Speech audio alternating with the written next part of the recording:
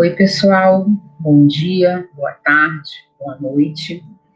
Eu estou gravando esse vídeo aqui para terminar de discutir aquelas atividades que a gente começou no nosso encontro, ok? Discutir sozinha, mas enfim, a gente não vai dar tempo da gente retomar essa discussão. Então, eu queria terminar de comentar, né, as respostas de vocês das outras questões. Então, estou me referindo a essa atividade aqui, que foi feita no Desmos, né, naquele aplicativo que eu comentei com vocês. E aí a gente conseguiu discutir a gente discutiu a segunda tela, a terceira, a quarta, a quinta, a sexta, a sétima, e a gente parou na oitava, ok? Então, essa oitava questão, ela oferecia aquele conjunto de gráficos e apresentava uma nova situação, né? E pedia para associar, né? Indicar o gráfico que melhor representa a situação. Então, a situação diz o seguinte: se o preço cobrado pelo ingresso de um cinema for muito baixo, seu proprietário irá perder dinheiro. Por outro lado, se o valor cobrado for muito alto, poucas pessoas irão pagar, e novamente o proprietário vai perder dinheiro. Um cinema deve, portanto, cobrar um preço moderado por seu ingresso, de forma que seja lucrativo. Deixa eu colocar o fone. Tentar abafar um pouquinho esses barulhos externos que tem aqui em casa. Espero que dê para ouvir e eu não descubra ao final do vídeo que não deu para ouvir nada. Bom, então vamos dar uma olhada nas respostas que vocês apresentaram.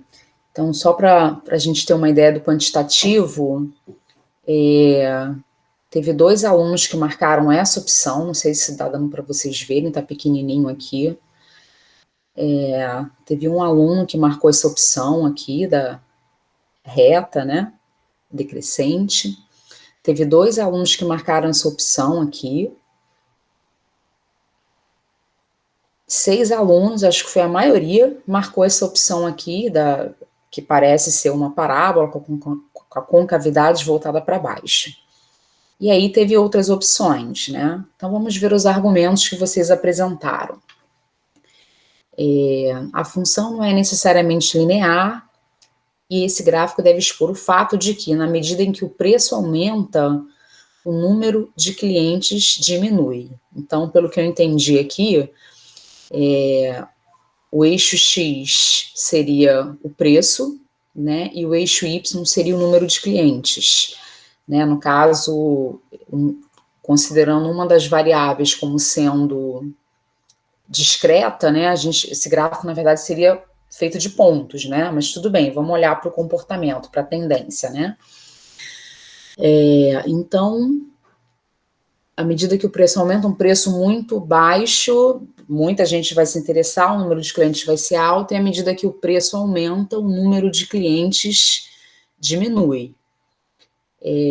Ok, pode ser uma opção, acho que pode ser uma opção sim, o fenômeno fala de lucro, né, essa representação aqui não está abordando diretamente o lucro, mas ok, o lucro, a história do lucro está por trás também aí desse preço, né.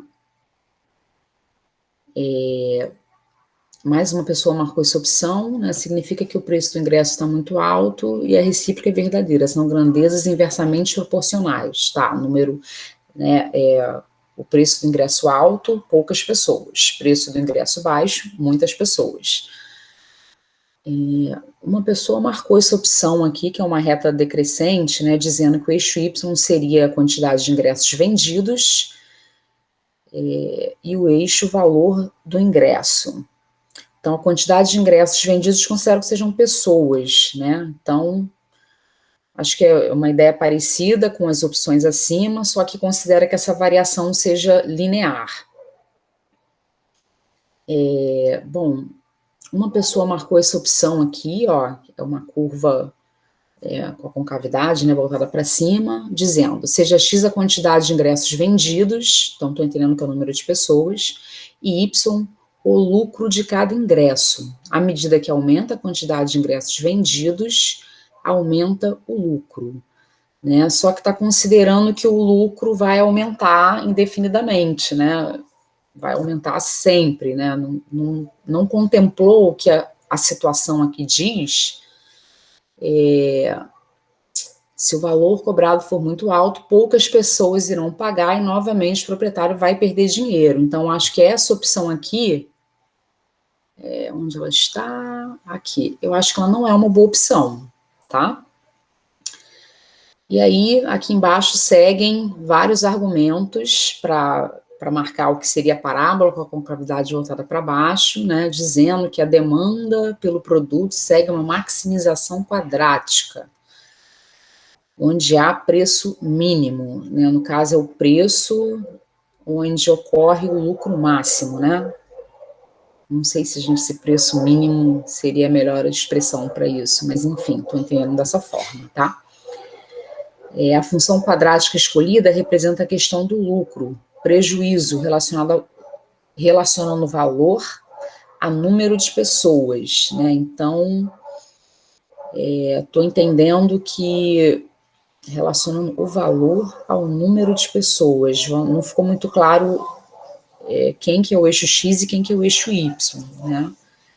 Mas se o eixo X for o número de pessoas, então está dizendo que tem que ter um certo número de pessoas que vai trazer um lucro ideal, né? Inclusive, o gráfico dessa função ele não começa na origem, né? Indicando que um número de pessoas muito baixo traria até um lucro negativo, um lucro zero ou um lucro negativo, né? Então, outras argumentações, eu não vou falar todas, tá, gente? Deixa eu olhar aqui uma resposta que tenha falado do que é o eixo X e o eixo Y. Por exemplo, essa resposta aqui diz que o eixo, os eixos de preço e de retorno financeiro, estou considerando que sejam grandezas discretas. Agora deixa eu ver o que é o eixo X. O eixo X, então, é o preço, né? E o eixo Y é o retorno financeiro, seria o lucro, né? Então, enfim, algumas respostas, várias respostas marcaram essa opção, foram 6. Alguns consideraram o eixo X sendo o número de pessoas e alguns consideraram o eixo X sendo o preço, tá? Ok. Teve uma pessoa que colocou aqui, marcou essa opção aqui, né? Que apresenta um gráfico que muda a concavidade começa voltada para cima e depois fica voltada para baixo. E diz o seguinte: o problema começa falando de preço muito baixo, então suponho que comece na origem, né? Preço zero. Depois vai aumentando rapidamente até que o preço do ingresso começa a perder velocidade de aumento, tendendo à estabilidade. Bom, eu não acho que essa resposta tenha contemplado a situação de o lucro diminuir quando o preço aumenta muito, né? Mas acho que precisava ouvir mais, melhor para entender melhor esse argumento aqui, tá? E por fim, esse gráfico aqui, que acho que é linear também, tá pequenininho aqui, onde não começa na origem, né? Diz: o eixo das ordenadas ficaria para a arrecadação dos valores dos ingressos, que seria o lucro. E o eixo das abscissas seria o público. Então, estou entendendo que é o número de pessoas, né? Mas, e aí ele diz que quando tem 0 pessoas, já tem lucro. Então, achei que também não parece ser muito apropriado, tá? Ok, então assim, aqui, gente, novamente, a resposta não é única. Deixa eu olhar para ver se está gravando direitinho. Está gravando, ok. Então, a resposta não é única, né? Aqui a gente está fazendo uma análise qualitativa, então, importante aqui o argumento, especificar o que você está entendendo que é o eixo X, o que é o eixo Y, né? E tentar, de alguma forma, contemplar a situação ali descrita no fenômeno, tá? Bom, vamos prosseguir. A tela 9 traz essa questão aqui dos prismas, né? Os prismas a seguir são construídos segundo um padrão, determine quantos cubinhos brancos e cinzas serão necessários para se construir o 14º prisma dessa sequência, né? Então, aqui, a gente observa que nesses 3 primeiros prismas, a quantidade de cubinhos brancos não muda, né? É sempre 8, né? 4 embaixo, 4 em cima. O que está mudando é o número de cubinhos cinzas. Né? Aqui no primeiro prisma tem uma camada de cubinhos cinzas, com 4 cubinhos. No segundo tem 2 camadas e no terceiro tem 3 camadas. Então, esse padrão sugere que o número de cubos cinzas vai depender da ordem, né? Da ordem do elemento dessa sequência, né?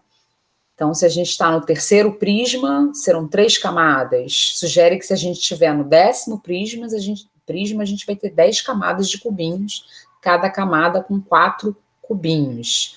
Ou seja, no enésimo prisma, a gente vai ter N camadas com 4 cubinhos, certo?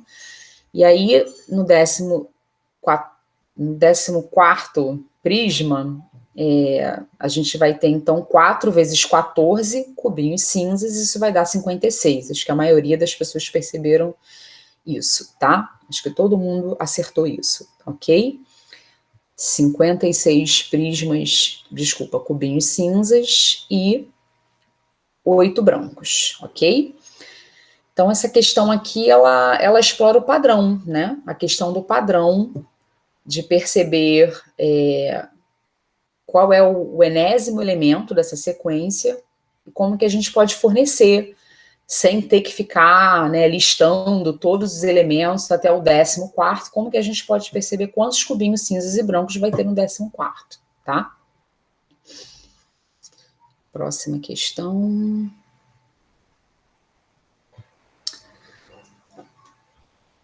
Na tela 10, deixa eu colocar assim como vocês visualizam aqui.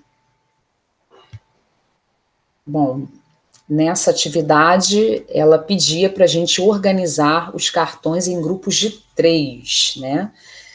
E a gente tem 3 tipos de representação aqui. Uma delas é uma representação aqui, eu vou chamar de representação pictórica, tá? Que está querendo representar o fenômeno mesmo. A outra é uma representação gráfica, né? Um gráfico ilustrando ou representando essa variação. E a outra é uma representação verbal, né? Uma descrição do que está acontecendo. Deixa eu voltar lá para as respostas de vocês. Então, nem todas as pessoas concluíram essa atividade, né? Vou entrar aqui numa que a resposta está correta, tá? Número de círculos em função da posição na sequência, né? Então, de fato, está associado com essa representação pictórica. E o gráfico, né? No primeiro a gente tem 1, no segundo a gente tem 3, no terceiro a gente tem 6, né? E assim por diante. Então, parece que essa representação aqui está adequada. A área do retângulo em função do lado AD. Né? Então, ok, a descrição confere com a representação pictórica e esse gráfico aqui foi marcado, né? Dando a entender que, bom, se a medida do lado AD, que é o eixo X aqui, né? Parece que está sendo representado aqui no eixo X. Se esse retângulo tiver uma altura baixa, né? E uma área, um retângulo comprido, assim, na horizontal, né? E aí a base dele vai ser um pouco maior, então a área dele vai ser uma área relativamente pequena, e essa área vai aumentando à medida que essa altura vai aumentando. A partir de um certo ponto, a gente aumenta a altura, mas a base vai ficar bem pequena, de novo tendo um retângulo comprido, só que vertical. Mas a área, o fenômeno da área vai se repetir, né? Então, o valor da área vai se repetir. Então, acho que faz sentido escolher essa representação gráfica aqui. Número total de cubos em função da sequência. Representação verbal, a pictórica, ok, é isso mesmo. E aqui são marcados os pontos, né? É uma variação linear, concordo que seja essa representação aqui gráfica seja adequada, tá? Volume de água em função da altura H. E aí a gente tem aqui um reservatório em forma de um cone, né? E aí, essa representação gráfica aqui que indica o seguinte, né? No início, o crescimento é mais devagar, e esse crescimento vai aumentando. Então, a taxa de variação aqui vai aumentando, né? Faz sentido, né? Porque à medida que a altura desse cone aumenta, o raio também aumenta. Então, faz sentido que o crescimento desse volume vá aumentando. Então, acho que está adequado também, ok? Então, veja que aqui a gente associou nessa atividade 3 tipos de representação, né? Uma representação verbal, uma pictórica e a outra gráfica, né? Que é uma coisa interessante da gente olhar para o mesmo fenômeno e perceber que ele tem diferentes representações e associar essas representações para o mesmo fenômeno, ok? A tela, que tela é essa? 11, é a tela da piscina, né? Aqui tá do jeito que vocês... já tem uma resposta aqui. Deixa eu marcar na forma como vocês visualizam, né? Aí vocês devem ter assistido esse videozinho aqui engraçado. Notem que no início... É muito rápido, né, gente? No início é informado, ó, prestem atenção aqui na parte de baixo, à direita, que é informada a capacidade da piscina e o tempo total de enchimento. Ó, vou tirar daqui, vai aparecer, ó, aqui.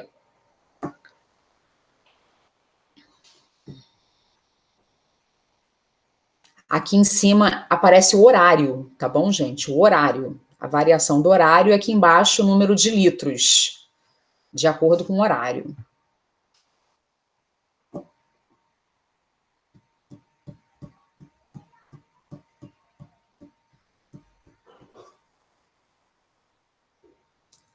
Bom, então, algumas coisas para a gente prestar atenção, né?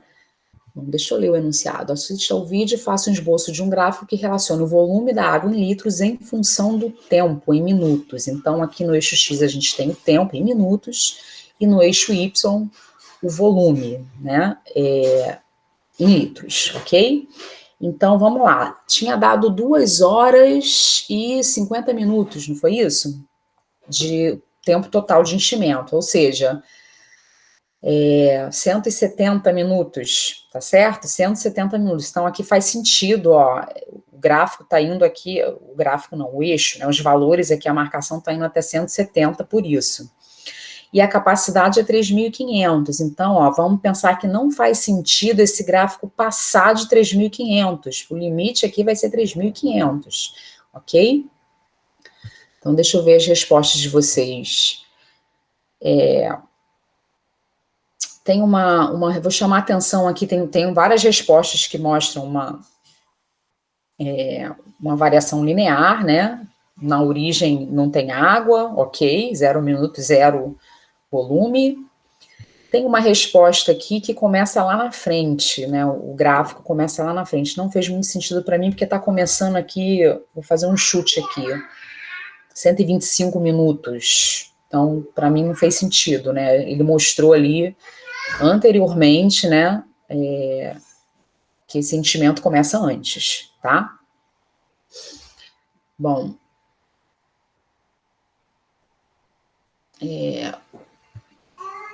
tem essa resposta aqui também que mostra que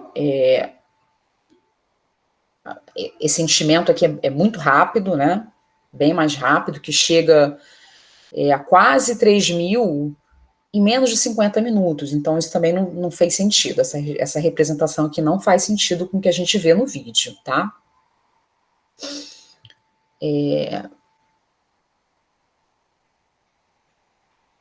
Eu diria que essa daqui só não fez sentido porque ultrapassou os 3.500 aqui, tá bom? E essa daqui, para mim, não fez muito sentido, que a pessoa indicou assim, concavidade voltada para baixo, depois concavidade voltada para cima, né? Como se houvesse uma variação assim expressiva na taxa de variação, tá? A taxa de variação estivesse mudando ao longo do tempo, né? Com o passar do tempo, né? Bom, ok. Então, faz sentido, considerando, assim, que a pressão da água na mangueira, né, vai ser a mesma o tempo todo, né? Então, essa variação, ela tem que ser linear, tá? Faz mais sentido que seja linear. Então, vamos para o próximo. Então, a próxima questão pede para voltar na atividade anterior e anotar os volumes para completar essa tabela, tá? E tem que fazer isso parando o vídeo, né? Conecte os pontos e compare com o seu esboço da atividade anterior. Pergunta: é possível determinar a vazão com que a água enche a piscina em litros por minuto? Ela é constante? Bom, se a gente entende que essa variação aqui é linear, a gente pode tomar 2 pontos desse e determinar essa razão, né? A variação no número de litros dividido pela variação no tempo, né? E é legal fazer isso mais de uma vez para ver se isso está mudando, tá bom? Deixa eu ver as respostas de vocês aqui. Eu acho que a maioria de vocês não concluiu essa questão, né? Aqui a pessoa preencheu aqui com alguns valores, eu não vou conferir isso, tá, gente? Eu vou dar uma olhada aqui, ó. A pergunta se é possível determinar a vazão, né, se ela é constante, aí a pessoa acha que dá aproximadamente 28 litros por minuto, e aí no gráfico identifiquei T igual a zero como sendo o tempo de 13 horas. Então, gente, pela variação do tempo que aparece lá, do horário que aparece em cima, eu anotei que foi até 3h30, né? Foi até 15h30, deu 3.500 litros. Depois vou pedir para vocês verificarem. E aí, considerando o tempo total de 2 horas e 50 minutos, então tem que começar em 12 horas e 40 minutos, tá certo? Confiram aí depois, tá? Bom, outras pessoas acharam um valor mais baixo do que 28 litros por minuto, tá? Deixa eu ver uma outra pessoa que encontrou.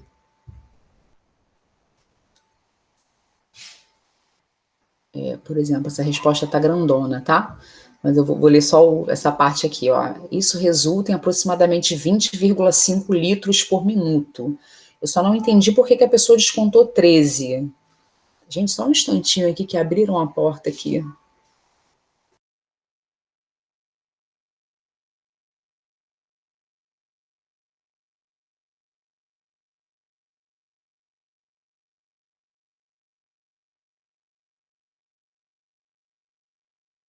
Prontinho, onde nós estávamos. Tá.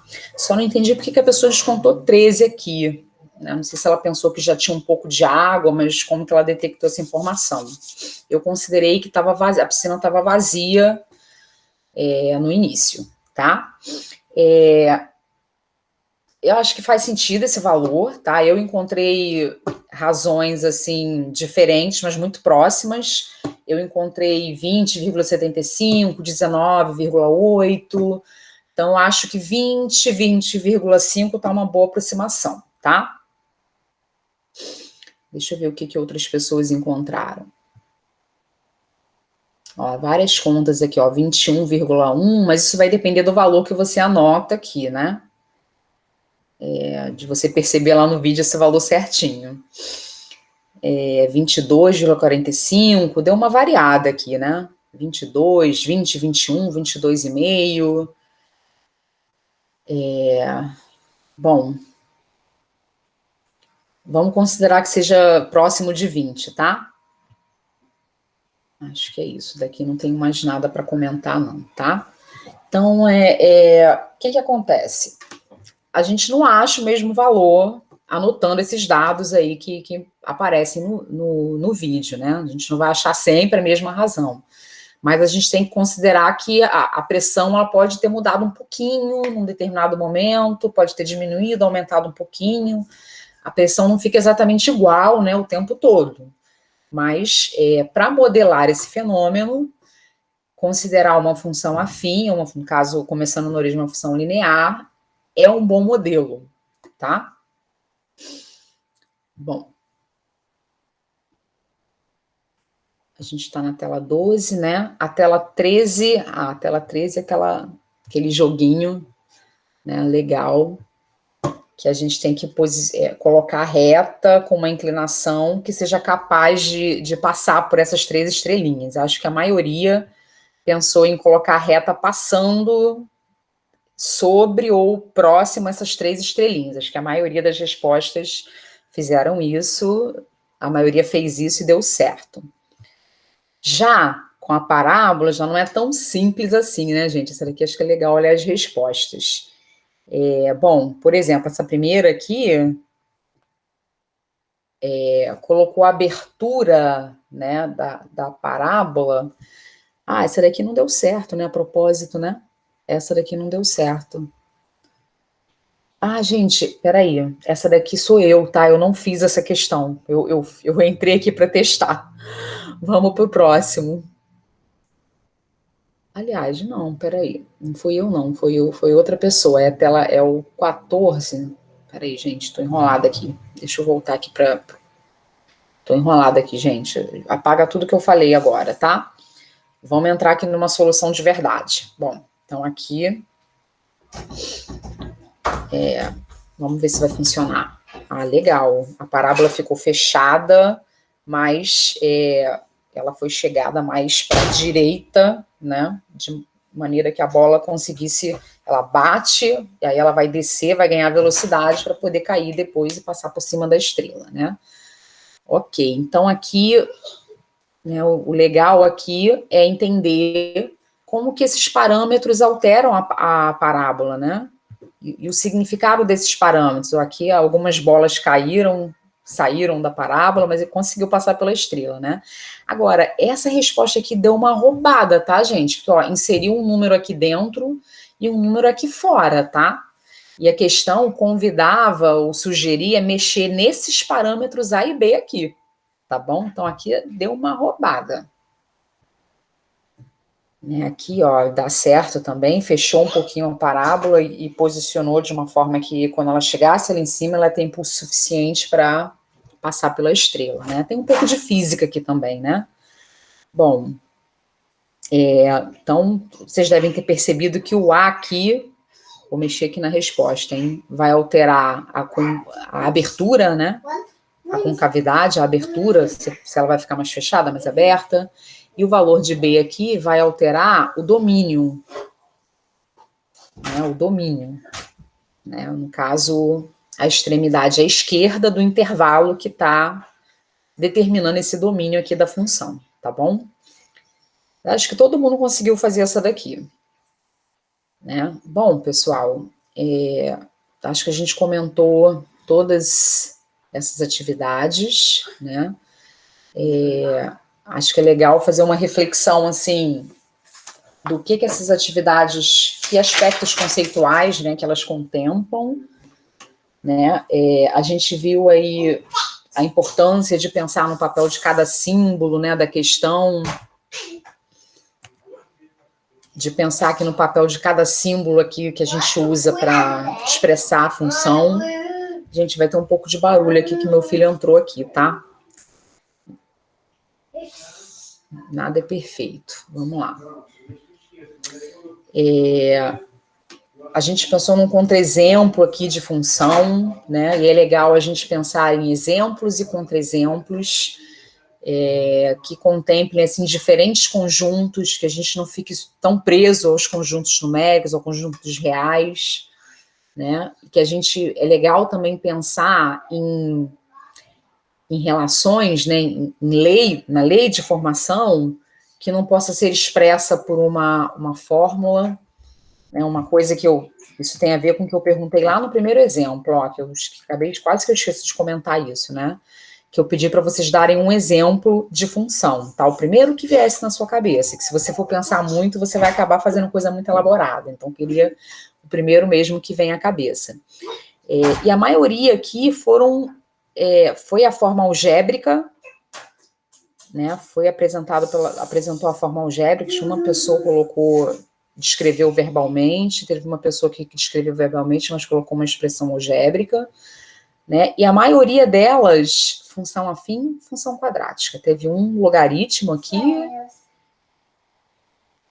acho que só, hein? Acho que só teve uma função logarítmica, né? Assim, essa questão pode estar meio enviesada, gente, porque eu pedi um exemplo só. Eu cheguei a alterar esse enunciado pedindo 2 exemplos, mas eu não sei o que eu fiz de errado aqui que não salvou nessa versão que foi disponibilizada para vocês, né? Porque aí, pedindo 2 exemplos, a gente poderia ver melhor, né? O que vem primeiro à cabeça de vocês, né? Mas esse tipo de exercício é muito comum, tá? Nos alunos que chegam na universidade, quando a gente pede um exemplo de função, a maioria expressa pela forma algébrica, né, a representação algébrica da função, e a maioria função afim e função quadrática, né? Isso é para a gente pensar como que isso é enfatizado, né? Tem várias representações, a gente trabalhou com diferentes representações, representação gráfica, pictórica, verbal, né? Mas como a gente enfatiza tanto essa representação e certos tipos de funções, que ele passa estudando tanto tempo, função afim, função quadrática, né? Que é o que mais fica na cabeça dele, do aluno, né? Então, acho que é legal a gente fazer essa reflexão, né, da gente pensar em transitar mais entre as diferentes representações que uma função tem, né? E essa questão da representação na matemática é muito importante porque a gente só acessa os objetos matemáticos através da sua representação, né? A gente não vê a função, a gente não pega a função, né? A gente precisa representar a função para falar da função, né? E é assim com todos os objetos. A gente falar de um triângulo, né, a gente vai representar esse triângulo por um desenho, né? Então, a gente acessa esse triângulo pela sua representação, né? Então, a questão da representação na matemática é importante e o domínio, né, saber a matemática, né, pesquisas na literatura e educação matemática que defendem que esse conhecimento da matemática vai depender de como o estudante muda entre as representações, né? Transita entre as representações, né? Se a gente parar para pensar, quando a gente pede para o estudante construir um gráfico a partir da forma da representação algébrica da função, acho que ele consegue fazer isso com alguma facilidade, né? Imagino que ele vai pensar lá na tabela de pontos, vai marcar uns pontos e ligar esses pontos, né? Que é a ferramenta mais usada no ensino básico, na educação básica. Mas se a gente apresenta, por exemplo, o gráfico e pede a representação algébrica, isso já não é fácil. Veja que eu só mudei o sentido, né? Da forma algébrica, da representação algébrica para a representação gráfica, e depois da representação gráfica para a representação algébrica. Eu só mudei o sentido aí dos registros usados, dos tipos de representações usadas, mas num sentido é muito mais difícil do que o outro, né? Determinar a forma algébrica a partir da forma gráfica é bem mais difícil do que fazer o contrário, né? Então, as representações têm uma importância. Nos slides eu trago umas falas, né, de pesquisas da educação matemática sobre as dificuldades em torno do conceito de funções. Oliver, peraí, gente.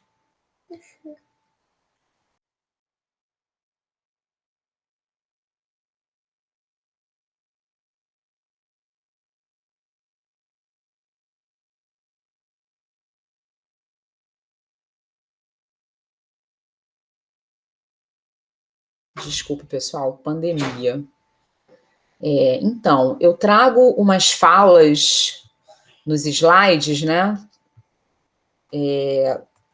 sobre o que a literatura diz em termos dessas dificuldades, né,